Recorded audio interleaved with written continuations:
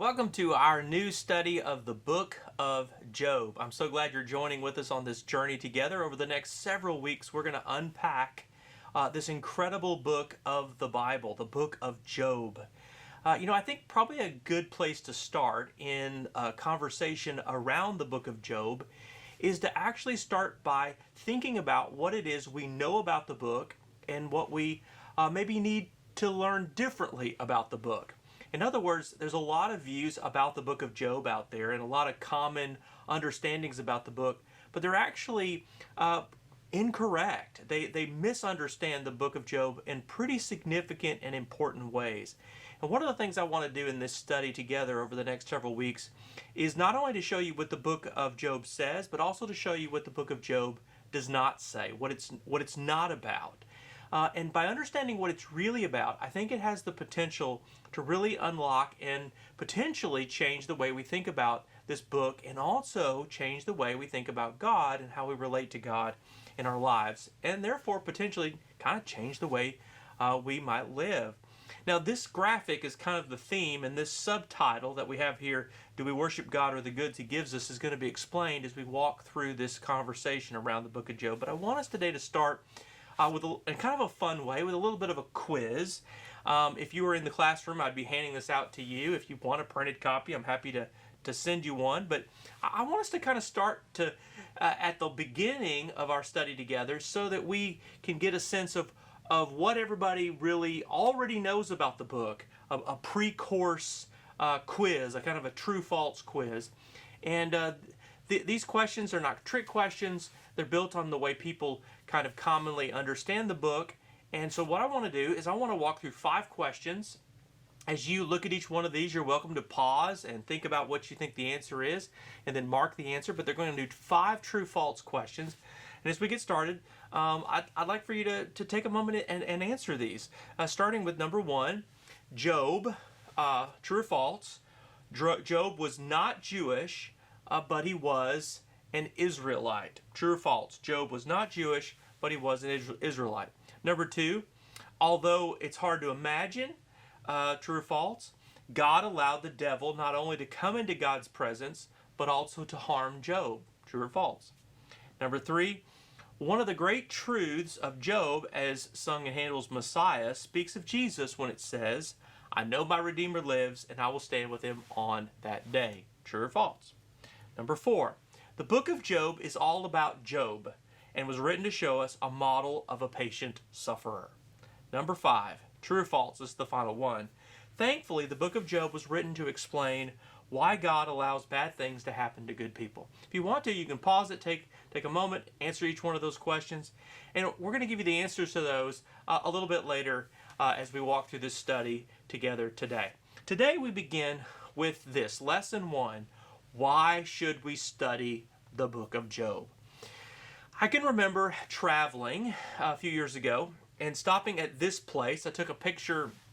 Actually, I went on the internet and I found a picture of the place that I had gone to. This was a little diner. This is somewhere in Northern California on the border with Oregon. And stopped there and ate kind of a late breakfast, a brunch one morning. And as I did, I could hear the conversation of 2 ladies that were sitting at the table next to me having a conversation, and they were talking about the Bible. And one of them said, I want to learn about the Bible, I want to understand the Bible, and somebody suggested that I should do that by beginning with the book of Job. And I listened to that and I thought to myself, that's amazing, that's incredible that their place that they want to begin their journey of the Bible is with the book of Job. And I listened with great curiosity as they had a conversation. And as I listened to them talk about the book of Job, I began to realize not only the things that they thought they knew, but to realize how much of what they thought they knew and understood about the book of Job was actually a little off. And I wanted more than anything in the world to scoot up my chair next to them and say, let me tell you what the book of Job is really about. And in fact, let me tell you what the whole Bible is really about. When we ask the question, why should we study the book of Job? That conversation that I had reminds me of some really important reasons. One reason that we should study the book of Job is because the book of Job is something that is so famous People who don't even go to church or who don't even normally read the Bible know about it enough that they're curious and they're interested in it. The book of Job, for example, contains lines, verses that are famous all by themselves. People say these things all the time, and they don't even know that they come from the book of Job. For example, one of the verses in Job says, "Naked I came from my mother's womb, and naked I will depart. The Lord gave and the Lord has taken away. May the name of the Lord be praised." I've heard that my whole life in religious contexts, and then just in other contexts. People are like, "Naked I came from my mother's womb, and naked I will depart." It's just a way that people think about life, and it comes from the book of Job. The verse, "I know that my Redeemer lives, and I will stand with him on that day," is a very famous line, made famous by Handel, also in his great work, The Messiah. People say that all the time. And then Job 38, 4 through 11, asks a question that I hear people sometimes ask. It says, "Were you there? Where were you when I laid the earth's foundation?" These are some of the famous verses from the book of Job in which God is having a conversation with Job. Now, what I'd like to do is just to kind of show you how famous the book of Job really is by pointing to some famous art. There's an artist by the name of William Blake. He was both a poet. He wrote a famous poem called "The Tiger," and also a great engraver, a great artist. And he created a book one time of all these drawings that depict the whole story of the book of Job. Now, I've kind of shortened it down, left a few out for various reasons, but in a way, you could just see these 7 pictures I'm about to show you right now and kind of learn the whole big story of the book of Job. If you don't know it, the book of Job starts in a scene of God in heaven, in his heavenly court, and then there's a conversation about Job down on earth, and here's Job down on earth with his family. He's blessed. He lives a great life. He has a lot of. He's a wealthy person. He's a very faithful worshiper of God. And here he is beautifully with his family, as William Blake, the famous artist, paints it. But then messengers come to Job and his wife and tell of misfortune, about how their children, their crops, all these things have been destroyed or taken from them in a day of utter and total devastation. There is then, in the book of Job and in William Blake's art, the scene of Job being smited with further suffering. In the story of the book of Job, the conversation goes something like this: "Well, if you take away Job's family and you take away his money, then he's going to curse you, God." And that doesn't work. And so then it's, hey, if we dump out, if we personally hurt Job's body, then he's going to curse God. And this is the scene where Satan smites Job with boils. And then, kind of Blake's famous art, this is the scene where his friends and family kind of comfort him, his wife. These 3 people come and they kind of comfort him in his agony and his sorrow and his hardship. But pretty soon those friends that come to comfort then begin to point their finger and say, "Job, you must have done something wrong for all this bad stuff to be happening to you, because after all, that's just kind of how the universe works, right? It only happens if something bad happens to you, you must have done something wrong." And then throughout the story of the book of Job, Job struggles with this because he's like, "I don't know of anything that I've done wrong. I actually think I'm innocent and don't deserve all this bad stuff happening to me." And he starts crying out to God, like, "God, why don't you come down here? I'd like to talk to you about this." And then Job, of course, comes in the whirlwind in William Blake's beautiful drawing here. And this becomes almost the whole of the book of Job. Now, there are other things that are in the book of Job that are famous. For example, there are, and Blake depicts them here, Behemoth and Leviathan, these 2 mystical kind of creatures of the sea, these kind of dragon-like figures that, like, hey, what do those mean? So the point is that when we study the book of Job, we're already talking about something that is world famous. People know about the book, the imagery, the art, the lines. The book is vivid and powerful and interesting. Second reason we need to study the book of Job, frankly, is that it's literature. I remember taking a class in a secular college on literature, world literature, and in the class studying the book of Job. It's just regarded as really important literature. When you talk to people who are experts on this kind of stuff, this is some of the things people say. Tennyson, the famous writer, said that Job was the greatest poem of ancient and modern times. Thomas Carlyle said, "There's nothing written, I think, in the Bible or out of it of equal merit." MacLeish, who wrote the famous play J.B., which is of course about Job, says that he is the Shakespeare of the Old Testament. Victor Hugo, the famous author, says, "If all the world's literary efforts were destroyed, I could save but a solitary sample. It would be Job. Job would be the literature that I would save of all the literature in the world." And Martin Luther, the guy who nailed the 95 Theses on the door of the castle in Wittenberg and launched the Protestant Reformation, once said about Job that it is magnificent and sublime as no other book of Scripture. In other words, it is incredible, incredible literature. I mean, there's nothing like it in the world. It is regarded as one of the highest kinds of literature there is. So even if we weren't even religious, we would want to study the book of Job. But we are religious, and more importantly, the book of Job speaks to issues of our life. It's relevant. I remember when I was in seminary and I took a class and we studied Job, my professor Randall O'Brien said, quote, "Job is the story of every man. God had one son without sin, but he never one without suffering.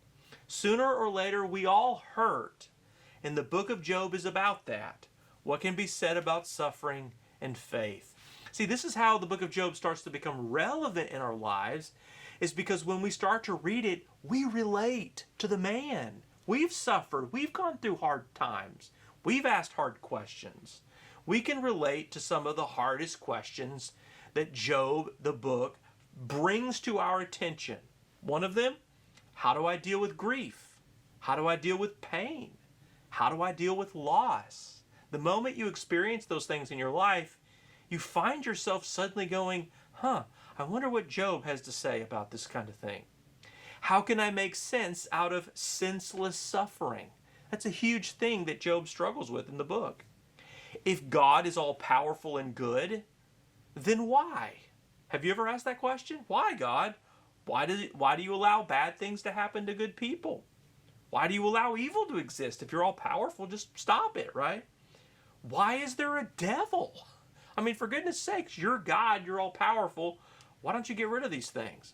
In fact, knowing God's all powerful and bad stuff happens raises for us one of the timeless questions that philosophers and theologians have been wrestling with for thousands of years.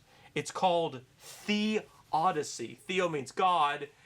The word dikeo has to do with righteousness or justice, like a righteous God, a good God, a just God. It's the question of, is God really good? Does he really do good things if he allows bad things? The technical definition is that theodicy is the attempt to reconcile the idea of a sovereign, powerful God with human suffering. It's also, in general, called the branch of theology that defends God's goodness and justice in the face of the existence of evil. In other words, when we start reading Job, it starts raising some of the most profound questions of our life. It feels like it matters. It feels relevant and interesting to us. And yet, the reason why I want to do this study of the Bible of this book of the Bible is not any of those reasons. Chiefly, it is this reason. It is the fact that the book of Job is actually vastly misunderstood. In fact, as we got started today, I gave you a 5-question true-false quiz, a pre-course quiz I called it. I want you to take out your answers and see if you got these things right. Number 1, Job was not Jewish, but he was an Israelite. Answer, false. The truth is, Job was not Jewish, and Job was also not an Israelite. He lived in the land called Uz, if you didn't know that. He didn't live in Israel. There's no mention, for example, of a temple or anything, the law or any of the things. Job was actually probably a pre-Israelite book written perhaps in the time of Abraham, in the patriarchal period. Secondly, although it's hard to imagine, God allowed the devil not only to come into God's presence, but also to harm Job. You're going to learn in our study together through the book of Job, that although many people believe when they read Job, because it mentions the word Satan, that the figure is the same as the one we read about in the New Testament called the devil. You're going to learn in this study together that the word Satan, ha-satan in Hebrew, is a descriptive word, and not necessarily just describing the devil, but describing someone who is an adversary and has a particular role. And in fact, you're going to learn that the book of Job does not have the devil in it. This figure known as the Satan or Satan has a different role entirely than the figure in the New Testament we know of as the devil. Number 3, one of the greatest truths of Job, as sung in Handel's Messiah, speaks of Jesus when it says, "I know my Redeemer lives and I'll stand with him on that day." I for a long time thought that was the case. I've heard a lot of Christians say that. They say, well, Jesus is in Job because I know my Redeemer lives and I'll stand with him on that day. It says that, right? The problem is Handel thought that when he wrote his work based on the King James English. But as it turns out, the word Redeemer, which sounds like Jesus, in Hebrew is a word for like a legal advocate, somebody who was supposed to stand between God and Job and defend him. And I'll explain to you how this is not a reference to Jesus in the book of Job, but actually Job's own longing for someone to say, hey God, you're not running the world right. Something's wrong. I don't deserve what's happening to me right now. And I'll explain to you how to make sense out of that. Fourth, the book of Job is all about Job and was written to show us a model of patient suffering, or a patient sufferer. You know, I've heard that so many times, and that's also based on a misunderstanding from the English translation of the Bible. In the book of James, in the King James, it refers to Job, the patience of Job. If you look at modern translations, though, they don't translate it as patience. It's the word long-suffering. It's not the case that Job was a model man of patience. He suffered a lot, and he is an example of someone who went through great hardship and difficulty. And you'll learn as you read through the book, he's not always the most patient of people. Fifth, thankfully, the book of Job was written to explain why God allows bad things to happen to good people. This also is false. All of these are false, right? The book of Job wasn't written to answer that question. It raises that question for us. We wonder about that. But that's not the reason that the book of Job was actually written. And it's important that you know why the book of Job was really written. But first, it's important that you know what the book of Job is not about. Number 1, it's not about Job. That's interesting. Number 2, it's not about suffering. Now, it includes suffering, and it's called the book of Job, but it's not actually about Job or about suffering. It's not about Satan. In fact, as I told you before, the devil is not in the book of Job. This figure has a different role. Fourth, the book of Job is not about patience. Yeah, it tells us the story of a long sufferer, and it's also not about Jesus. As much as we like to make everything about Jesus, the book of Job is not primarily about Jesus at all, particularly. So why was the book of Job written? Well, it's important to say, first of all, it was not written to answer all of our questions. It wasn't written because, oh God, I have all these questions and I want you to answer them. That's not the reason it was written. But it was written to answer basically 2 questions, and they're really the same question, but they're related. One is about God, and the other is about us. First of all, it was written to answer this question about God. Does God run the universe right? Is God actually running this universe in a way that makes sense? Is he really doing it right? Or is he doing it wrong? And all of us at one time or another have asked or wondered or struggled a little bit with that question. And that's what the book of Job was written to address. And secondly, it was written to address this question about us. Do we worship God or the goods he gives us? Do we worship the real and living and true God, or do we worship the stuff that he has? If you understand the book of Job, if you've ever read anything about it, you know that Job starts with a scene in heaven in which the question comes to God, hey God, look down there, see how Job is so blessed and his family has all this stuff. If you were to take it away from him, he would curse you and he would deny you. And the question that is the prevailing question of Job is Job 1:9 that says, does Job fear God for nothing? Does Job love God, worship God, honor God for no reason? Or is it because of all the good stuff God gives? Take it away, and then he won't. And so the whole book was written to pose this question and to tease this question out, both for Job, but even more importantly, for us in our lives. Do we worship God because of the goods he gives us? Do we worship God because we're healthy or wealthy, our life is going great? If tomorrow things went bad, if things didn't work out the way we wanted, would we throw up our hands and give up on God? If the answer is yes, then we don't really worship God the way that we should. We're not worshiping God, we're worshiping the goods that he gives us. And so in this sense, the questions Job and the book was written to answer are life-changing. They have the potential to change the way we live, to change the way that we think, to change the way that we operate our entire life. So, what does the book of Job teach us? Number one, as I said, it answers the question of Job 1:9. Does Job, quote, fear God for nothing? But it then raises a question for us. Do we worship God for no reason? Or do we just worship him because of the stuff that he gives to us?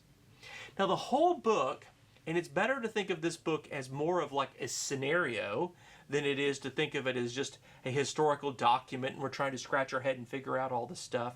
It's written to create a scenario in which we're supposed to think about something. It presents a scenario, which is this. If God takes away everything from you, what would you do? If God takes away everything in your life, what would you do? Now that's a horrible thing to think about, but it's what the book of Job presents us so that we're forced to think about the real question, which is how we are to relate to God. It shows us that because he's God, we're dependent on him. And our job is not to have all the answers or be in control of our life. Our job is to trust him. And so the book of Job reminds us that even though we don't have all of the answers, God is still God, and at the end of the day, we must learn to trust him. Which brings us all the way back to where we started, in this diner in Northern California. I sit down and there's two people having a conversation next to me. As I'm listening to this conversation where these people who clearly do not go to church, doesn't sound like they've ever been to church or heard a sermon or a Bible study or anything, are having a conversation about the Bible, and the book they're reading is the book of Job.